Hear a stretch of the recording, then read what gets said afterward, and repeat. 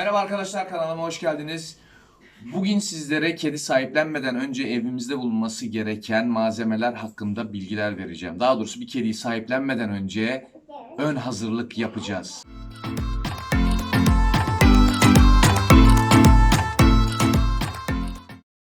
Öncelikle arkadaşlar en önemli husus kedi tuvaleti. Olmazsa olmaz kedilerimizin kum eşeleme içgüdüsü vardır. Aksi takdirde zaten bunu anlatmaya gerek yok. Evin her yerini pisletebilirler. Ben bu anlamda büyük boy bir kedi tuvaleti tercih ettim. Çünkü benim besleyeceğim kedi cinsi Scottish Fold. İri bir ırk olduğu için X-large boy bir tuvalet en önemlisiydi. Burada benim tercih etme sebebim üstten açılır olması bu tuvaleti. Üstten açılır olduğu için içeride tuvaletini yaptıktan sonra kediniz kumu alıp rahatça dökme ve içini temizleme işlemini kolaylıkla yapabilirsiniz. Bunun haricinde bu tuvalette de ön tarafta elek bulunmakta. Kedimiz tuvaletten çıkarken eve ve etrafa kum saçmaması için patilerini burada temizleyip çıkmış olacak. Tabii ki bununla mı kalıyor? Bitmiyor. Kedi beslemek meşakkatli ve gerçekten emek sarf etmemiz gereken bir iş. Bunun haricinde ben şöyle göstereyim size. Kedim için ayrıyeten tuvaletin önüne sermek için bir paspas aldım. Bu paspas da aynı şekilde şöyle elekli bir paspas.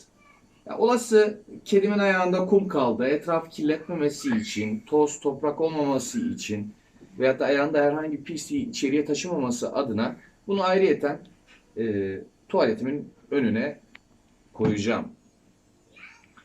Evet, bunun haricinde almak zorunda değilsiniz, bu tercih meselesi. Ben şahsım adına almak istedim. Böyle bir kedi mama kabı ve seti diyelim. Çelik ya da porselen evdeki camlardan kullanmanızı tavsiye ediyorum. Plastik kesinlikle ve kesinlikle kullanmayın. Zaten evinizde kendiniz su içiyorsanız veyahut da başka eşyalarınızı saklıyorsanız dahi plastikten sakınmalısınız. Çünkü biliyorsunuz ki plastiklerin içerisinde ham maddesi petrol.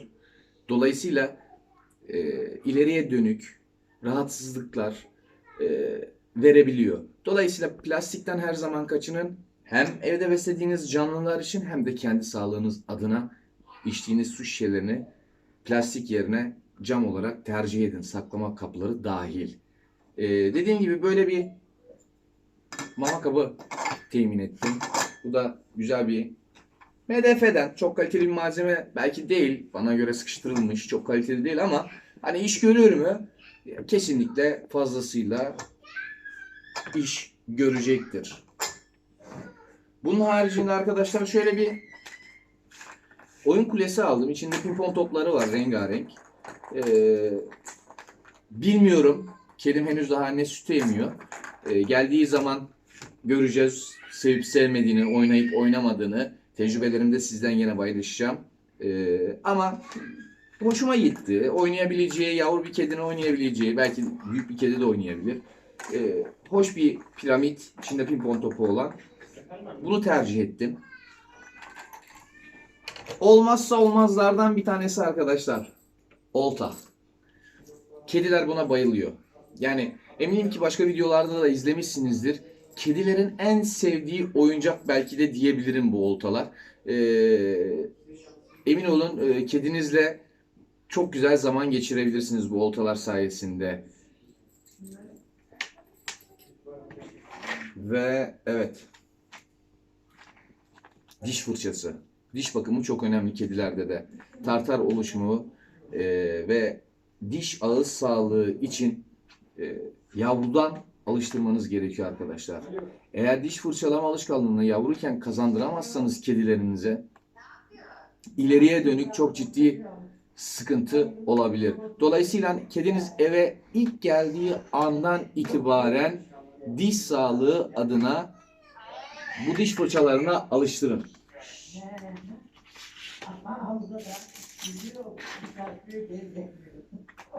Burada ayrıyeten arkadaşlar ben şöyle bir lazer edindim. Yani kedim oynar diye, benim kuzenim de kedi besliyor. Onun kedisi çok beğeniyor bundan, çıldırıyor. Çok keyifle oynuyor. Dolayısıyla ben de tercih ettim, aldım.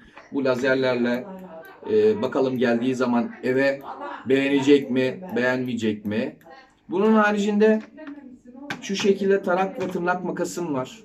Bunlar da aynı şekilde kedimin tüy bakımı için çok önemli. Şu eldivenlerden aldım. Gene aynı şekilde kedi tüy bakımı için çok önemli olduğunu düşünüyorum.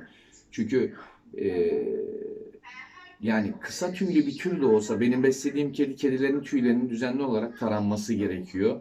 Bu hem evinizde sağda solda tüy uçuşmasını engelleyecektir, hem de kedinizin daha parlak, daha güzel, daha canlı tüylere sahip olmasına yardımcı olacaktır. Tabii bunun haricinde ilerleyen zamanlarda size vitaminlerle alakalı da bilgiler vereceğim. Burada çünkü e, şu çok hassas bir nokta. Cins kedi beslerken arkadaşlar, cins kediler hastalıklara tekir kedilerden ziyade daha açıktır. E, Bundan dolayı e, onları bazı besin ve de vitaminler ile takviye etmeniz gerekiyor. Dolayısıyla onunla alakalı da ayrıyeten ilerleyen zamanlarda bir video düzenleyeceğim. Ve size kedilerin ihtiyaç duyduğu mineraller ve proteinlerle alakalı bilgi verip hangi vitaminleri kullanıp hangi vitaminleri kullanmamanız gerektiği hususunda da aydınlatacağım. Evet, diğer bir önemli husus da mamamız. Mama tercihi çok önemli arkadaşlar. Ben uzun süre araştırdım ve yani daha önceden de kedi beslediğim için geçmişte birçok hayvan besledim. Şu anda evimde ayrıyeten bir ara müsait olunca gösteririm. Akvaryumum var. Uzun yıllar köpek de besledim. Dolayısıyla mama hususu çok çok çok çok çok önemli. Çünkü köpek ve kediler tek bağırsakla çalışıyor arkadaşlar. Bizim gibi değil. Bağırsak sistemleri de tek bağırsak ve öğütmeleri daha zor oluyor. Mesela çok ağır kemiksi malzemeleri öğütemezler. Dolayısıyla mamanın kedilerimizin öğütebileceği kalitede ve de içerisindeki protein ve de mineral oranının çok yüksek olması gerekiyor. Bu anlamda da tüm araştırmaların sonucunda ND markasının gerçekten burada çok kaliteli olduğunu gördüm. Dolayısıyla da ND'yi tercih ettim. ND tavuk ve narlı olanı tercih ettim. Yavru kedi için Kitten. Tavsiye ediyorum kesinlikle. Daha önceki beslediğim kedimde de kullandığım için faydalarını gördüm. Dışkılamasından tutun arkadaşlar, kedinizin tüyüne kadar, tüy parlaklığına kadar çok ciddi etkiler ediyor. O yüzden kuru mama çok önemli. Kedimizi düzenli olarak kuru mamamızda beslemeliyiz ve bunun yanı sıra da haftada bir veyahut da iki defa, gene ben ND'ni tercih ediyorum. Somonlusunu da tercih edebilirsiniz. Aslında bu bana paket içinde hediye geldi ama ilerleyen dönemlerde gene kendim de alacağım. Somonlu benim genelde tercihim oluyor kediler için. Balığa da ihtiyaçları var. Her zaman tavuk olmaz. Haftada bir veya iki gün belirleyeceğiniz günlerde kedinizi yaş mama ile besleyin. Bunu bir ödül olarak da düşünebilirsiniz. Bir de faydasını görürsünüz arkadaşlar. Hani şöyle bir anlayış var bizde. Ya yaş mama fazla verilmemeli. Hayır, bu iş öyle değil. Yaş mamanın da bağırsak sistemine çok faydası var. Ama şunu sakın atlamayın. Genelde bu mamaları biliyorsunuz, yaş mama olduğu için buzdolabında saklıyoruz.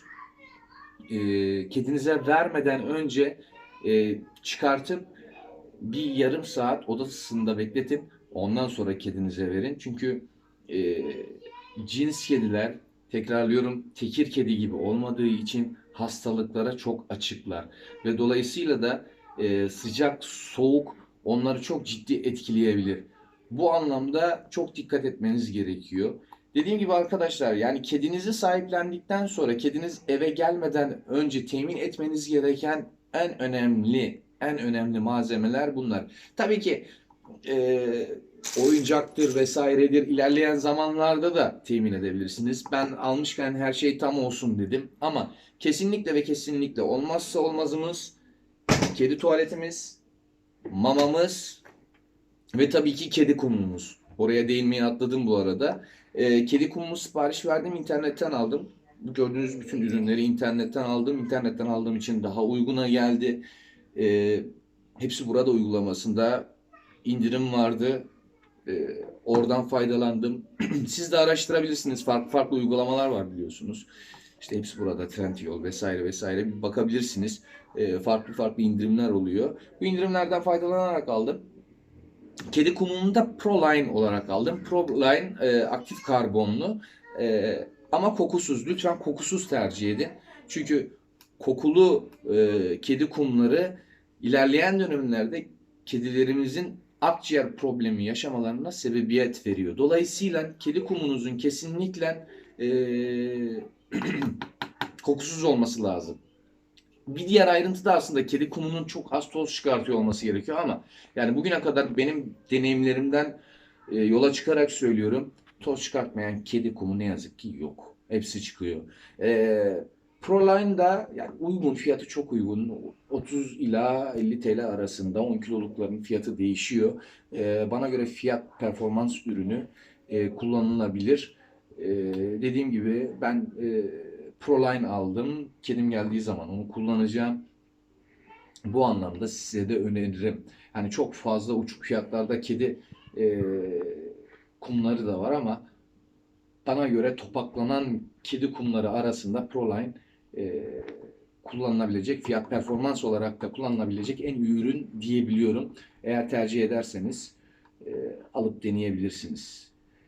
Şimdilik teşekkür ediyorum. Takip etmeyi unutmayın. Bir sonraki videomda görüşmek üzere.